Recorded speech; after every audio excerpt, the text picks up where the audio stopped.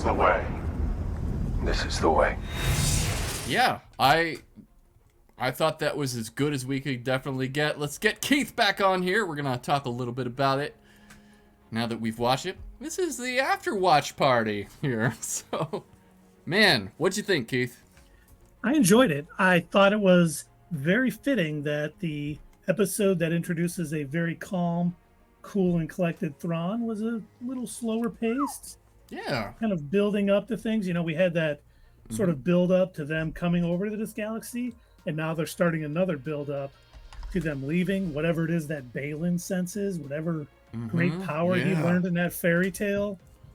It's gonna get interesting.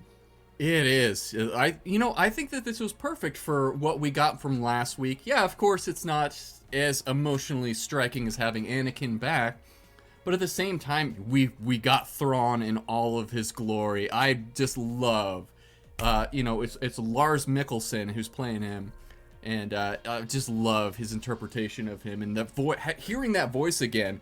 He voiced the character in Rebels too, so it was just perfect. I was a little, on the edge, a little concerned when I saw the first little clip of him from the trailers and everything. I'm like, how well is this gonna translate into live action? But I think it's great. I think that they pulled it off.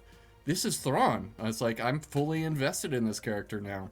So, and we do know that Dave Filoni sent the script to Timothy Zahn and said, here's what I wrote for Thrawn. Yeah. I want your opinion. I want to know if you think it's good. And obviously it got Timothy Zahn's approval, and we can see why. Yeah, I agree. And so, I love that we got Balin Skull back as well.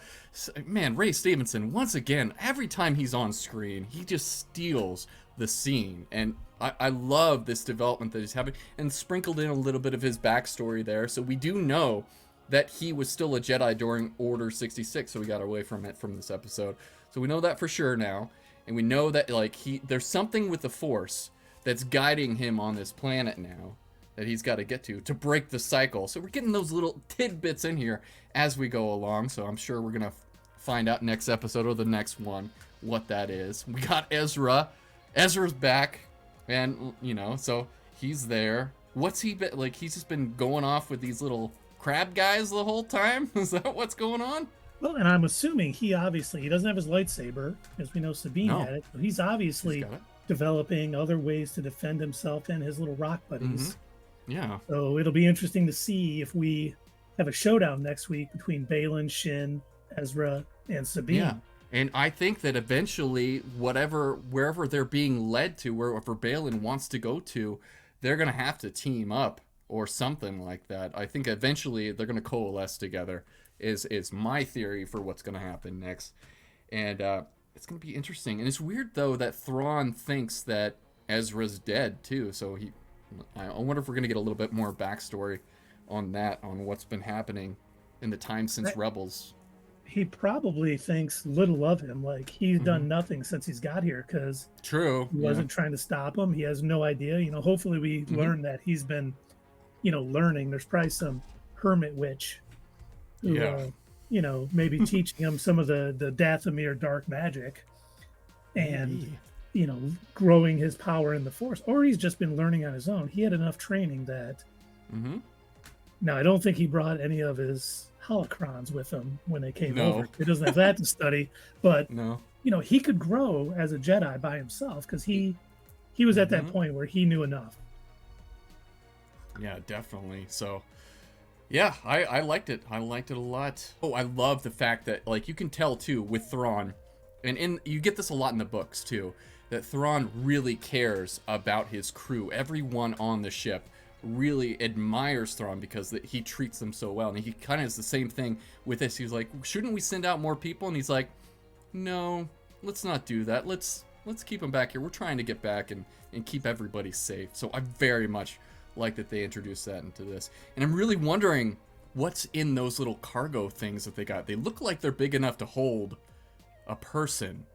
What do you think's in there? Those little cargo things that they were loading up on the Chimera.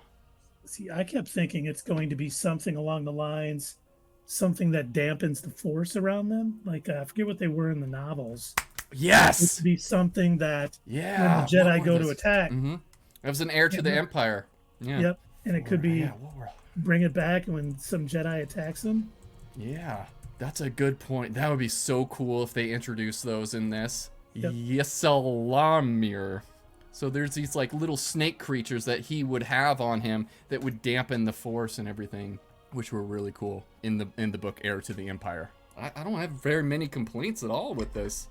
Man, Yeah. we now know that Balin is definitely went there. He was hired as a mercenary because he had his own plans. He could care less about bringing Thrawn back because, as far as he's concerned, he's going to burn this all down and break the cycle. Yeah. So, I'm still really curious to see what that entails with breaking the cycle. I love that this show is setting up so much intrigue and making us wonder what's coming next too. It's like I haven't gotten this in a Star Wars show in a long time, and Andor had its mystery to it too a little bit, but man, this is just a whole nother level. So good job, Dave Filoni. You're doing such a good job at this. I love too at the beginning too, like Hu Yang telling stories to Ahsoka. We didn't get much Ahsoka in this episode, but it'll be real cool to get her next week, I'm sure. So I think it was a good decision to kind of focus on the other characters because it was very much Ahsoka-centric last week, and we got a lot from that. So I didn't mind it as much, not going away from the main character, focusing on these other characters in Peridea. Dave for president, I agree. Shri Rig, 1992. We definitely need Dave to be president. President of Lucasfilm, for sure. I mean, this show definitely proves that he should be in control over there in Lucasfilm and in the future of Star Wars. Because, man, he's bringing it back. I think that this is the best thing that could happen to the fandom in a long time, So there's a lot of healing going on. Bringing the fandom together a lot like that first season of The Mandalorian did. Mm-hmm. Absolutely. Get your drink. So, do we want to give our initial rating for the episode? Oh yeah, we definitely should. Sure. So, what would you rate this on the Doug scale, Keith? We got a lot of really good things in this. We got Balin. Mm-hmm. We got some new creatures that looked absolutely amazing. Once again, oh man, Kevin Kiner rocked it with his freaking soundtrack. We got Thrawn being in all of his glory, leading back. We got some new mysteries that we're, going to be uncovering. We got Ezra back. Now, it wasn't as good as last week's. Last week's really set the bar extremely high. It did. But this episode did not disappoint. I'm going to give it an 8.5 out of 10. I enjoyed it start to finish. I was on the edge of my seat through a lot of this because a lot of it, we have no idea what to expect. Right. Totally new galaxy, totally new world. Like when Balin said, oh, the Purgles come here to die. I was like, yeah. Oh. It makes me a little concerned for the Purgles that are going there right now, too. I'm like, oh, are they going to die? I don't want to see that. No, let's save those space whales, We're going to find out that all those stormtroopers, why their armor's all messed up. They've been, harvesting dead Purgle meat for them to survive. Yeah, that could be it. It was really interesting, too, to see that, like, all the gold-infused stuff in both the armor as well as the ship, the Chimera, as well. And that has to do with, like, the Death Mary witches as well, because, as Morgan Elspeth had that on her ship as well, all the gold as well. So it's really cool to get to see that little flare, and that's something different that we haven't seen in Star Wars before. So it's like, interesting to see how they're incorporating that into here. So, and I love that the shuttle that they took down was gold. They must have known. Yeah. The ship of gold kind of fits in with the surroundings, and it'll be. Yeah. Man, I like that design too. It was a really cool new design, And seeing that Super Star Destroyer again. Oh, even with all the modded stuff, that was amazing. Yeah, I love that. I knew we were gonna get to see it at some point because that ring looks like it was meant for the Chimera.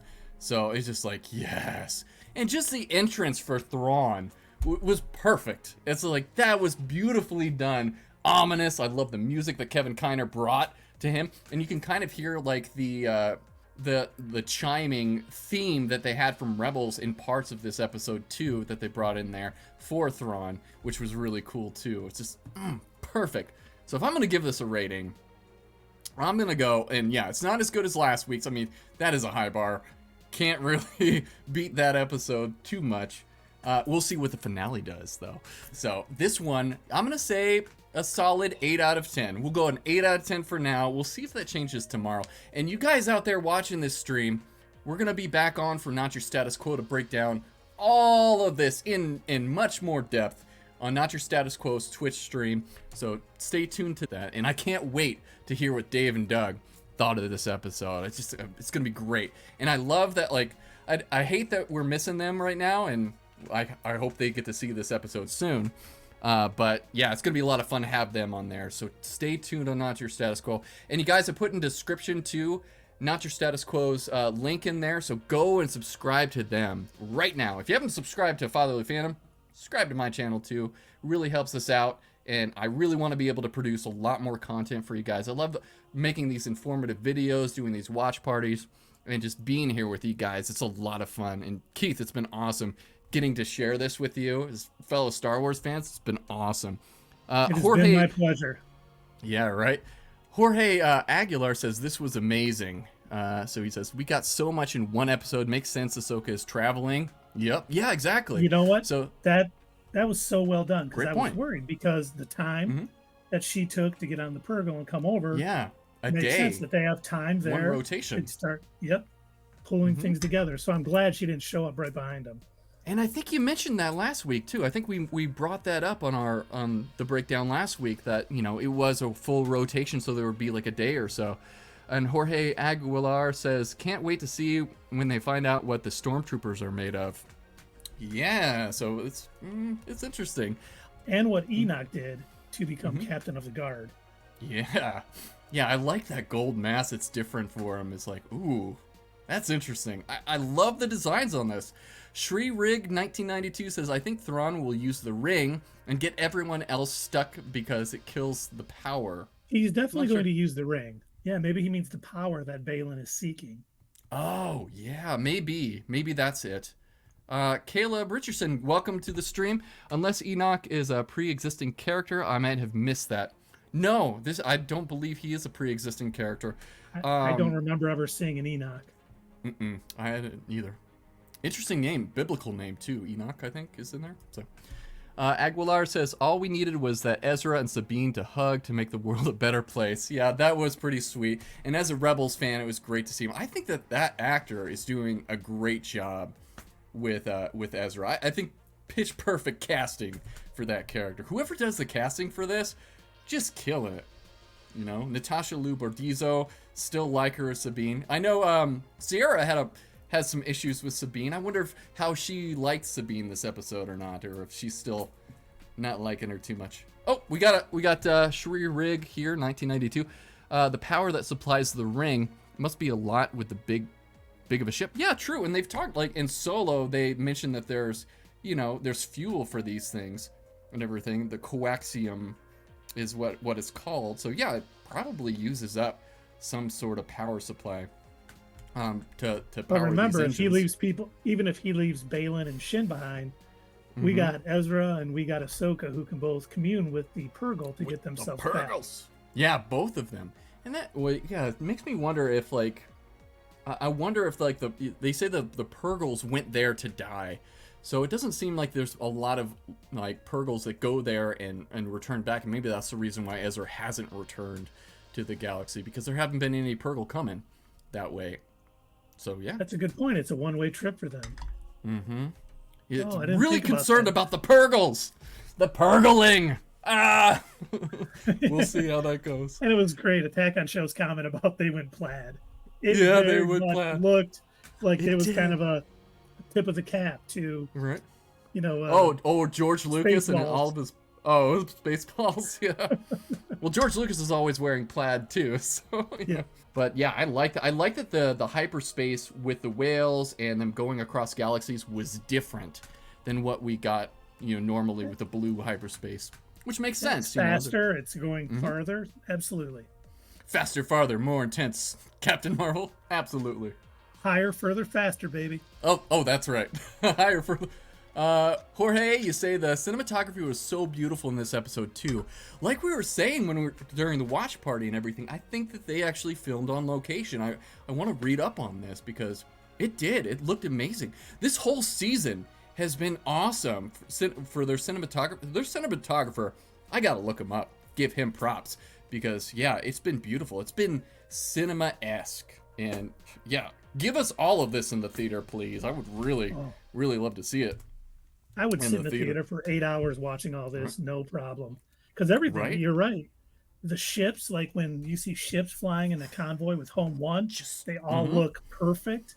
Everything is just done. They did not rush this. It seems like they took their time. Yeah. And really did it right. They weren't rushing to get this out. They wanted it to be good, and mission accomplished. Mission definitely accomplished. Shri Riggy say a long time ago that was beautiful too. I loved when Hu Yang said that. I just I felt giddy like a little kid again, just like, oh, perfect. I didn't think I would. I thought that would be a little cliche, but no, it worked. I like that a lot. Wonderful.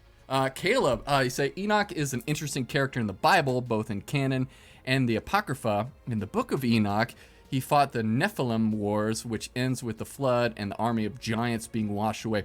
Yeah, so if you guys don't know, in the Bible, there's these huge giants and everything. And the book of Enoch, I don't think that's actually a part of the Bible as well. That's like an ancillary thing in text and whatnot.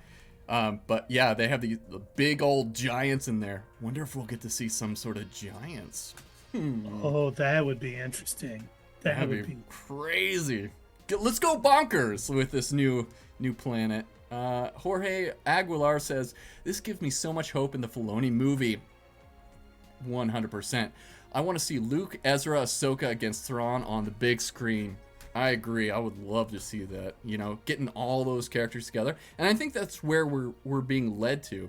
And I think they kind of describe the movie as kind of the end game of all of the Mandalorian time frame as well. So I would love that. I want to see it as a trilogy. I really do. And this would be our trilogy, right there in the middle, the new sequel trilogy, as it were. The real sequel trilogy.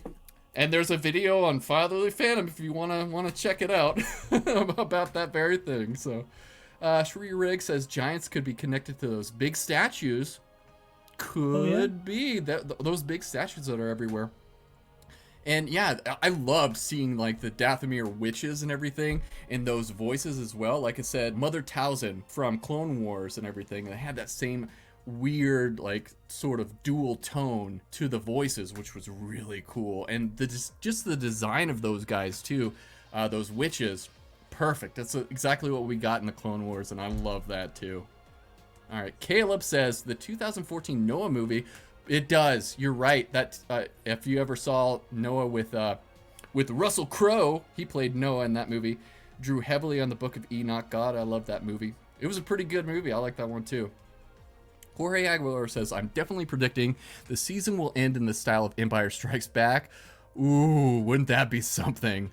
With it ending with Ahsoka losing and leading to a Return of the Jedi endgame movie. That is a possibility, right, Keith? Oh, definitely. Oh, absolutely man. Is a possibility. Absolutely. Oh.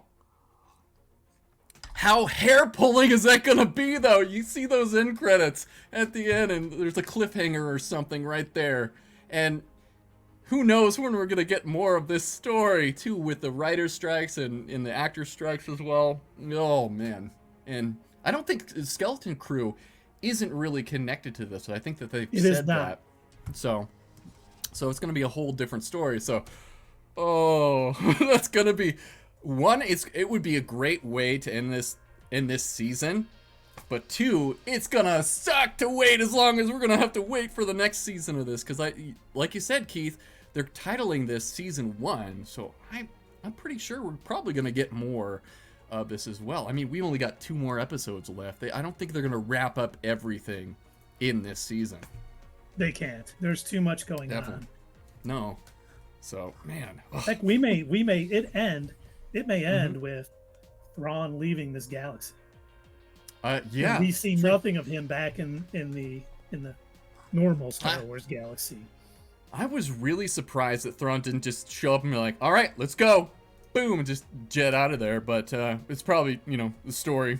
The story is having him stay there. So, it'll be interesting. Caleb, you say, I will say, I love the biblical and Arthurian references in the show. Me too. Absolutely.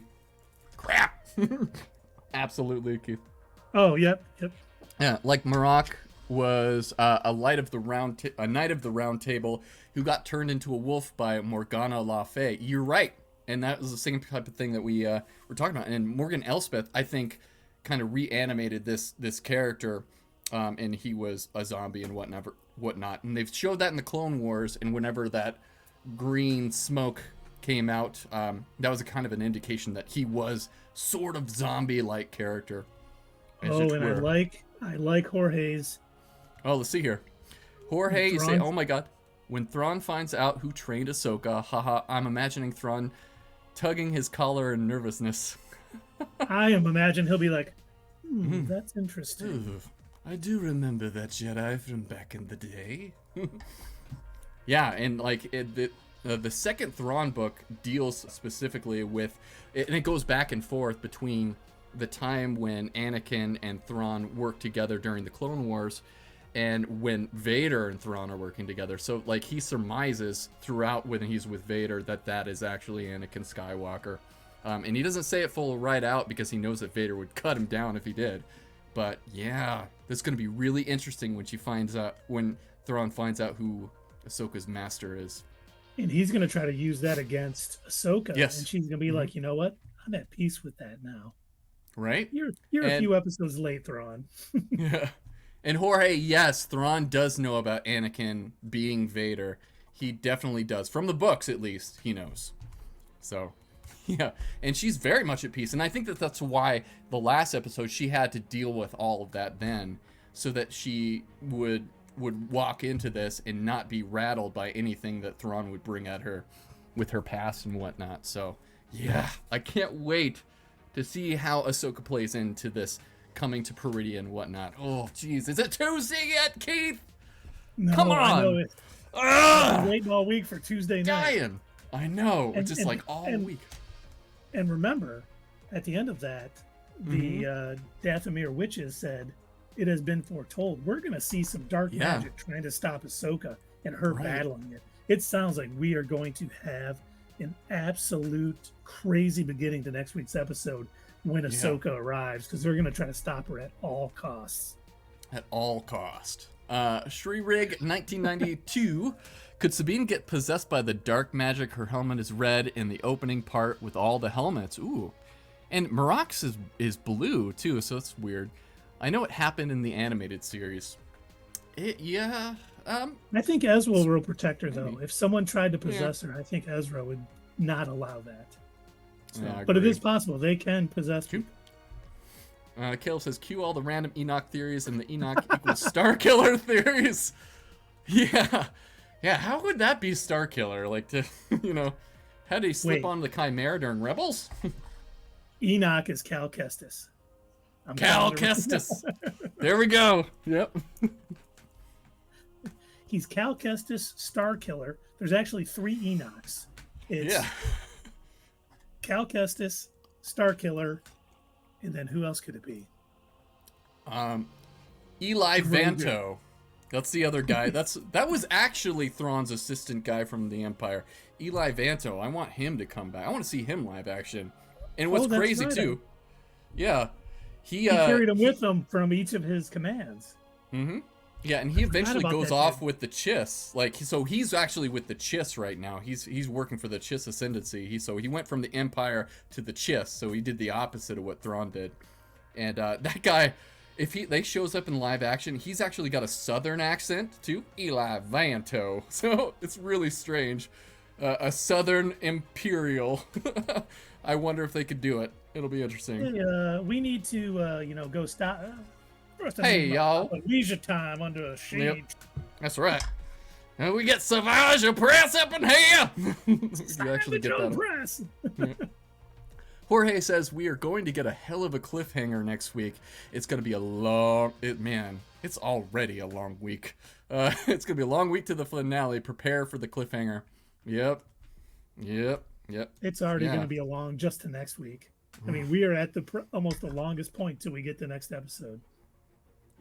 Pretty much. Oh, man. Sorry. But in the meantime, we get to watch this episode again. I'm definitely watching it again tonight. Yes. And then probably tomorrow before we get on for Not Your Status Quo as well. So, and I think we're going to be coming on at 5:30 p.m. Pacific Standard Time. 8:30 Eastern Standard Time. That's right. So if you guys want to check this out more, that's when we'll be coming on. Oh, I like this theory too. Enoch is Plo Koon. Dave would do that. He really wanted to get Plo Koon. He loves Plo Koon. Filoni and does. He's the one so who got Ahsoka into the Order, so it'd be full circle. Mm-hmm. I'm the one. I brought you into the Order, and I'll take you out. I'll take you out. Yeah, he did. All right, chat. I want to hear from you guys. Caleb, Jorge, ShreeRig1992. What would you rate this episode? I want to get some ratings, some more ratings. It was an 8 out of 10 for me. What would you say? 8.5. 5 for Keith on here. ShreeReg, you said if he is resurrecting the stormtroopers, he could resurrect the Jedi in stasis with the the ones in the. They did make an effort to show them during Obi-Wan that there are Jedi in stasis. Into the Jurassic Park amber that they were stuck in. You know? Yeah. Life finds a way. Jorge says 9 out of 10. Awesome. ShreeRig says 8 out of 10. Paul says 9 for me. Loved it. Last 3 in a row, 9s. Yeah, I was, you might convince me, like, by tomorrow after I see it again, my rating might actually change to a 9. So maybe I went a little lower. Maybe I'll go a little higher tomorrow and not your status quo. Caleb says definitely an 8 out of 10. So that's what I said, Caleb, right today. So yeah, definitely another watch could propel that even higher because it was a very well crafted episode. Right. It just did everything. Some surprises, some things you kind of expected. It really, kept me on the edge of my seat. I was like, okay, what's going on? I love the fact that her little howler was her buddy. She treated it nice, so it came back to her, and I'm sure that Ezra will be happy that she is able to, work with animals like he always did. And I guess those I guess those weren't really wolves at the beginning of the episode, but probably howlers. But it looked a lot like it did. Yeah, you're right. And I'm so surprised at how endearing they made those rat creatures end up being. Because when I first saw it, I was like, what is this thing? And then I was like, oh, that's actually, I like that. So all I could think of is, and I thought they smelled bad on the outside. Yeah. Don't put that thing open. Yeah, they probably do smell pretty bad too. Paul says Dave is killing it. Any theories on what Baylan seems to be looking for? This great power, the beginning of something, and yeah. I think it's either some sort of artifact that was left behind by some of the witches, and he may need Sabine. We may see a team up, like we may see Thrawn leave, and we may see Baylan and Ezra, Sabine, and Shin team up to get this. Like he's a very convincing former Jedi. He could say like, if you want to stop Thrawn and end all of this, we need whatever this is that's calling to me. And they may see it as, you know what, we do. Which, I mean, he just wants to destroy everything. I don't think that's their end game also, but I think they may team up. I think we may be... I think so. Man. I think we're starting to see the cracks, too, with Baylan. Like, he was a little uncomfortable with them taking Sabine like that. And so you can tell this whole season, there's more to Baylan than just being a regular old bad guy. I can definitely see a team up happening between those two, and I think you're right because Thrawn made a point in this episode to say that we don't really need them. They can die or they can kill them. We don't really care about that. We're trying to get back to the galaxy, and so I think that's what they're gonna do. They're just gonna leave them all behind, and they're gonna have to come together. Jorge says Sabine is gonna abandon her howler how she abandoned her loth cat. Oh yeah, she did. How's the loth cat doing? I want to check back in to him. We talked about that She's last not week. good with animals. We did. I hope someone's feeding it. Yeah, right. And I want to know. Yeah. I was just gonna say she's gonna lie to Ezra. Oh, I've been taking great care of that loft cat. I feed it every day. I pet it, and they're gonna go back and say, "Oh yeah, skeleton. yeah." It's like didn't feed him the whole time. They've got to have an automatic feeder in the Star Wars universe, so But no, she did scoop him out. Like they did show her scooping out the food, and that wasn't automatic. So I'm really worried about the loft cat now, guys. This is just I'm really worried. And Caleb says, I think with people comparing this to Andor, when they're totally different sub-genres, they're missing the point. Doesn't mean one is worse. They both have different appeal. I agree. Like Andor is good for certain reasons, and I love that show. It's different than what we're getting with Ahsoka. And I definitely compared some of those on wherever they were filming this at. Seemed like they were taking some of those good things, those good film production value that they had from Andor and bringing that into Ahsoka. But this is very much more Star Wars-y, much more Rebels, Clone Wars type of thing. Dave Filoni. This is Dave Filoni. And so it is a different animal than Andor. Both are good in their own respects. Absolutely. Yeah, Andor. Yes, absolutely. So is this the Caleb? Is this the You Got Caleb? In the chat, are you the You Got Caleb guy on you? Or is this just your YouTube one? I wonder. Oh yeah, it might be.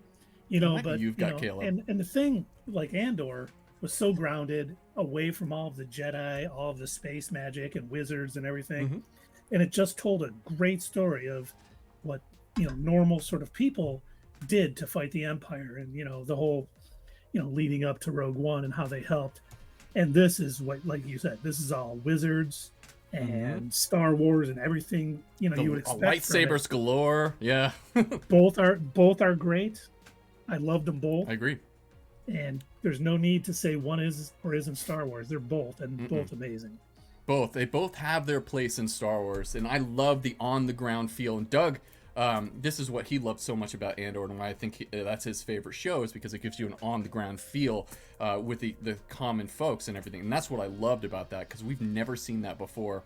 And just the inner workings of the Empire too. I really like that, and I like that time in the Star Wars galaxy too. Shri Rig says they use Tupperware scoops to dish out food for cats. Auto feeders have to exist. Red Scooper is that scene in an old Tupperware item.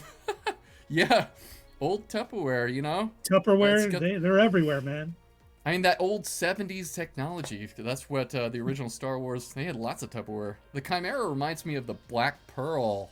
Oh, good. Yeah. That is great comparison, Jorge. Yeah, that was so great seeing the way they handled that scene with Sabine all of a sudden looking out the window and seeing something and just seeing the Chimera coming over. I was like, it's a character in and of itself. Like that the Chimera is its own character, and it's ominous, and they pulled that off. That was great.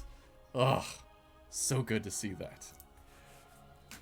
So let's wrap this up. I don't want this to be too long for anybody. I've got to go to work here in a little bit. So any final thoughts, Keith, before we depart and hyperdrive on out of here? Yeah, I just can't wait to see this battle at the beginning of next episode between the witches and Ahsoka and anyone else. We're probably going to have that battle, and then Baylan, Shin, Ezra, and Sabine doing their own thing. It's going to be like classic Star Wars. People going their other ways, and then they'll all come together and finish it out. And I am here 100% for it. I am absolutely here for I'm absolutely here for it. Yeah. Caleb says, I do think I would love it if Dave directed an episode of season 2 of Andor and Gilroy directed it. Yeah, I would love that too. Get him in there.